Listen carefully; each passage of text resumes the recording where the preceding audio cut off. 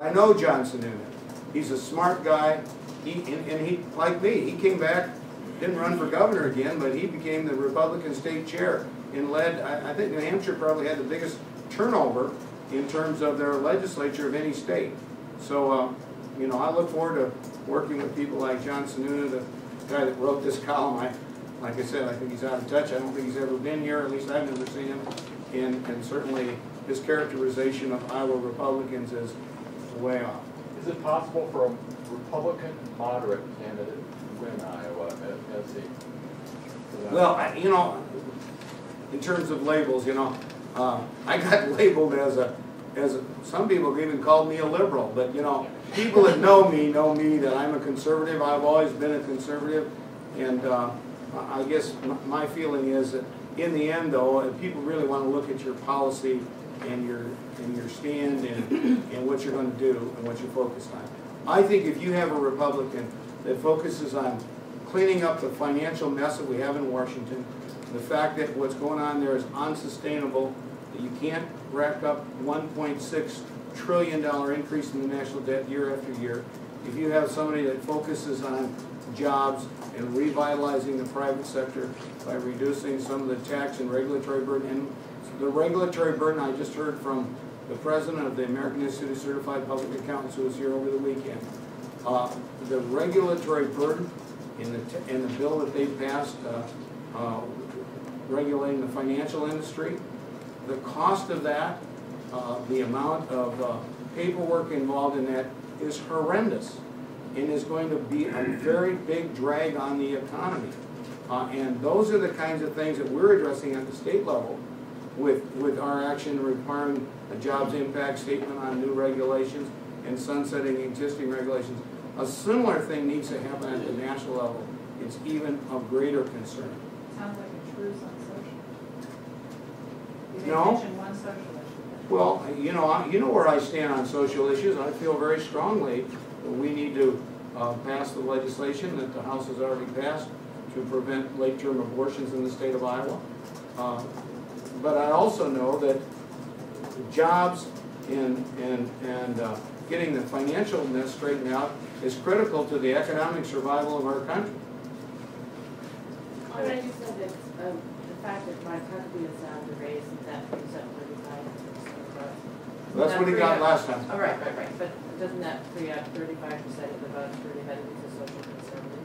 Well, but I mean, there's several social conservatives in this race, and we'll have to see what happens. And last time, you know, very late, they kind of coalesced around Huckabee. But there were others in the race. The now governor of Kansas was, you know, considered to be a possibility, and there were others. And so, you know, it depends upon how good a campaign and what kind of message and what kind of organization they're able to put together. Governor, just talking about back to the legislature, do you have any hopes for making any progress this week? The Senate Sure do. has talked about coming back for a similar kind of schedule.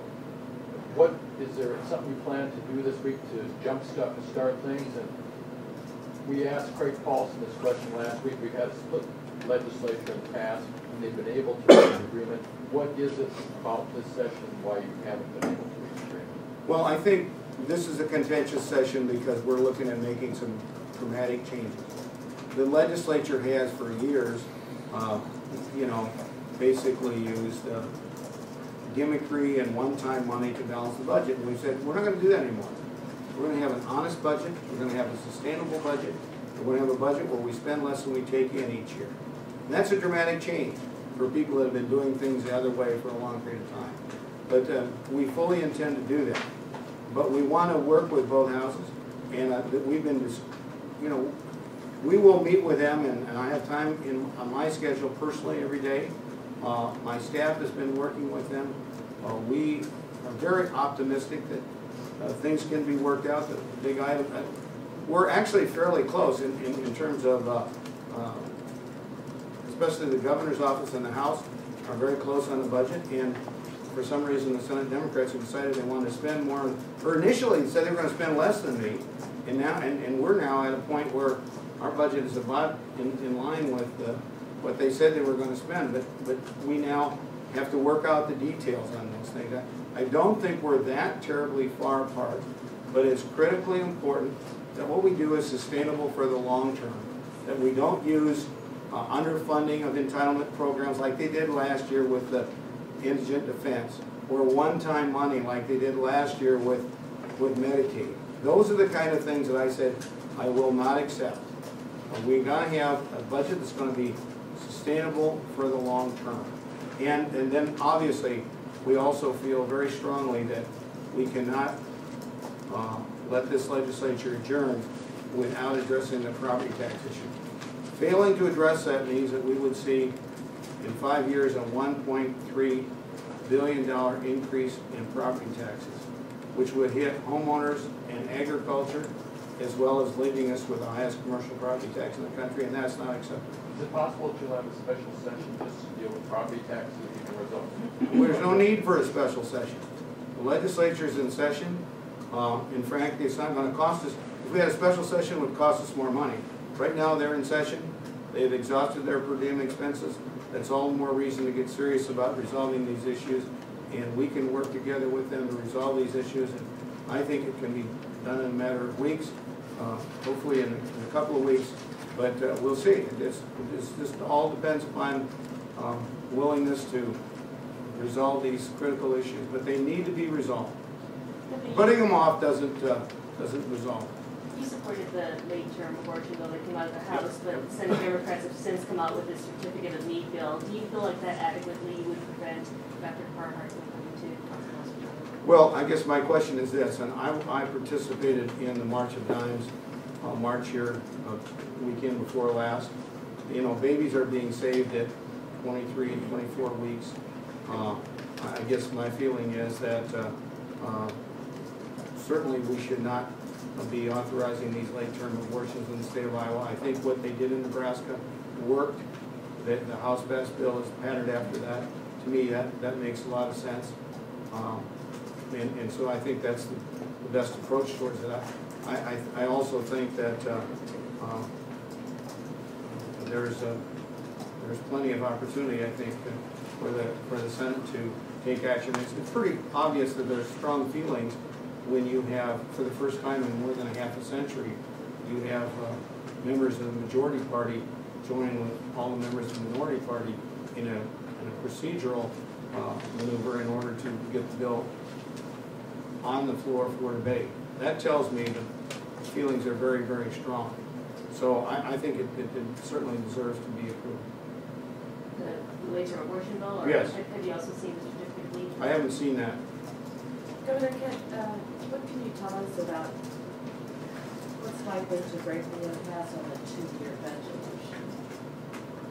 Well, I think the realization that we don't want to go through a fight like this every year, that we can resolve this for the long term, makes a whole lot of sense.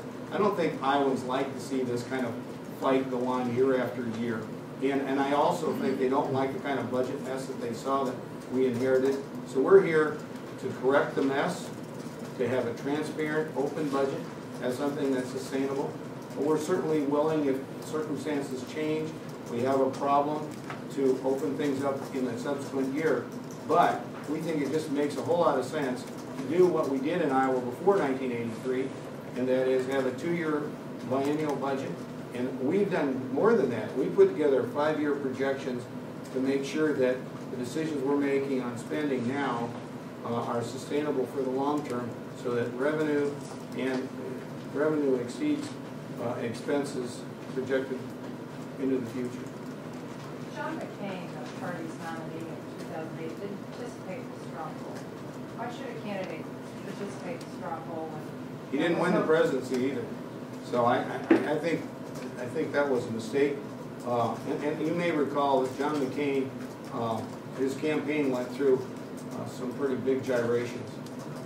He spent a whole lot of money early, then he was out of money, so he didn't participate in the straw poll, and then he was able to come back later on. And but I wouldn't look to his campaign as the ideal in terms of how to run a successful winning campaign, be elected president.